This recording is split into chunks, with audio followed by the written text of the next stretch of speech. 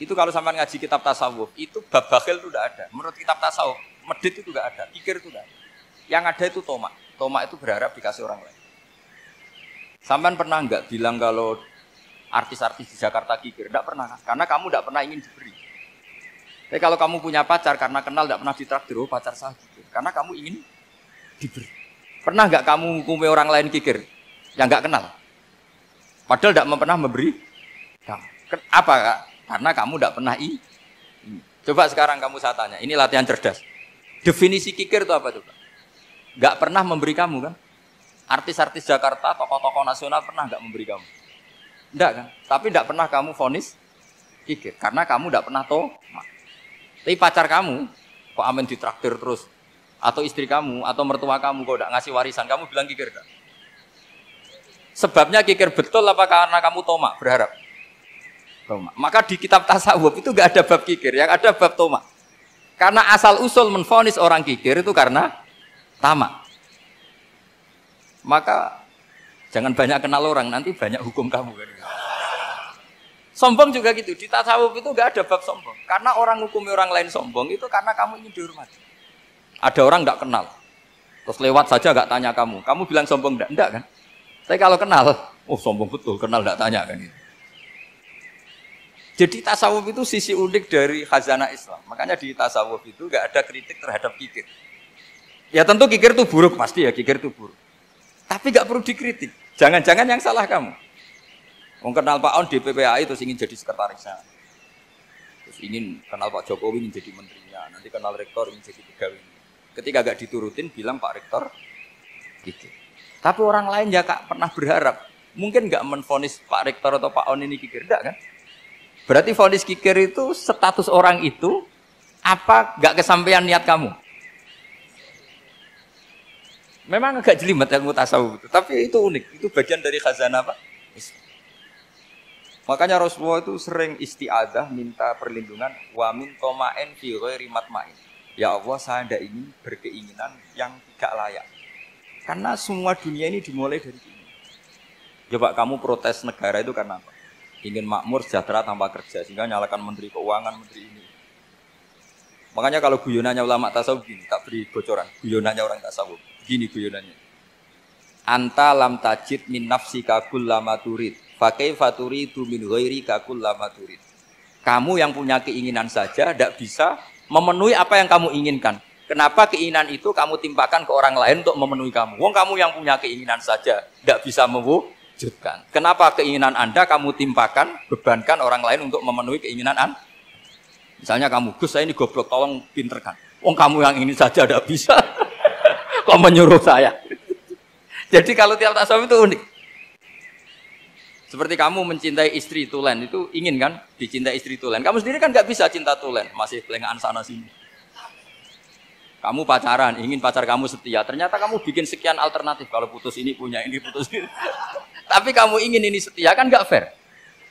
Makanya guyonannya orang tasawuf itu anta lam tajid min nafsika kullama turid fa kaifa turidu min ghairika kullama turid.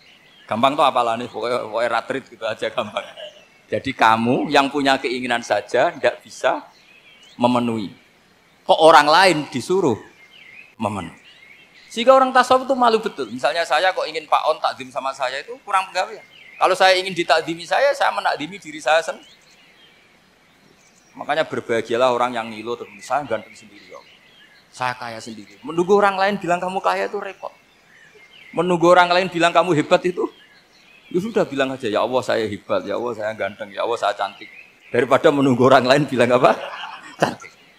Jadi ilmu tasawuf itu unik. Jadi kalau fikih itu yang dikritik itu kikir. Kalau tasawuf enggak tomak. Karena orang yang kamu vonis kikir itu jangan-jangan tidak kikir, tapi mementingkan yang lebih penting.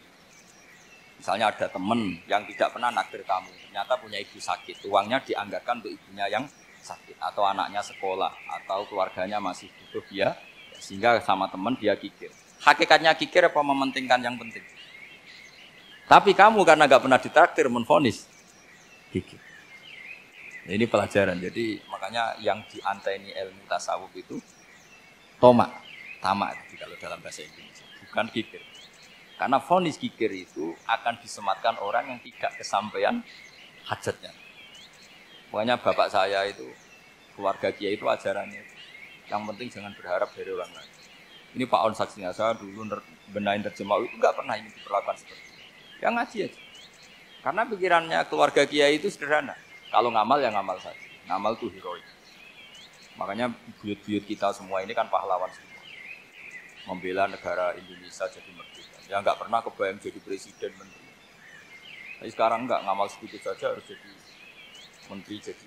Ini bahaya kalau dalam kelangsungan bernegara karena orang biasa transaksional. Awal negara ini dibangun berdasar heroik, bukan berdasar apa? Transaksi.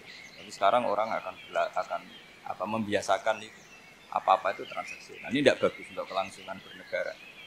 Apalagi kelangsungan beragama. Sehingga seperti saya ini masih punya desa-desa binaan di Sragen, di pedalaman Papua sekalipun. Saya punya santri banyak di Papua. Itu kalau cerita itu unik-unik.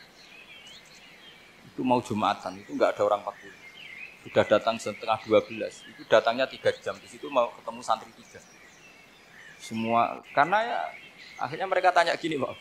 Pertanyaannya itu, Gus, boleh enggak Jumatan orang 3? Secara fikih Syafi'i kan harus orang 4. Kemudian mereka tak bilang, buat sholat duhur saja. Mereka enggak mau, wong Jumat-Jumat kok duhur. Harinya kan Jumat, masa sholatnya? Sehingga kita yang jadi kiai akhirnya nyari fikul madzhabil arba. Nyari fikih madzhab. Ternyata Imam Malik membolehkan orang 6. Ada yang bilang 12. Yang penting keceluk jamun. Jamun itu kelompok. Kalau 3 kan belum keceluk apa? Belum disebut apa? Kelompok. Ini penting saya utarakan supaya kita berjuang itu bukan karena CV seperti ini kayak di Ulil Albab, masjidnya keren, kampus swasta tertua, terus termasuk nomor 1-2 di Indonesia. Oke, kita syukur dengan kebesaran itu. Tapi yang namanya dakwah itu menjadikan orang tidak tahu menjadi tahu. Termasuk kepada desa-desa tertinggi. Sama. Yang namanya menteri itu pembantu presiden untuk memenuhi kebutuhan rakyat banyak. Sekarang misalnya menteri pertaniannya itu hebat, cerdas. Tapi petani nggak mau nandur padi, mau apa? Coba yang membantu ketahanan pangan itu para petani mau nanam padi apa karena menteri pertanian? Karena petani mau nanam. Ya sudah GR saja, kita pembantu presiden semua. Karena ikut menyumbangkan ketahanan. Tapi kamu kan gak digaji, kita keren, ngamal tanpa harap gaji. Ini penting. Supaya Anda itu enggak hati kecil gitu. Ikut menyumbang negara tanpa ingin dapat gaji. Keren enggak? Nah itu nubuah. Apa? Nubuah. Orang Ansor itu seperti itu. Sehingga ketika Rasulullah wafat dan ada kompetisi kepemimpinan, itu orang Ansor gak ikut. Sudah kita makmum saja, silahkan dibagi di. Saking baiknya orang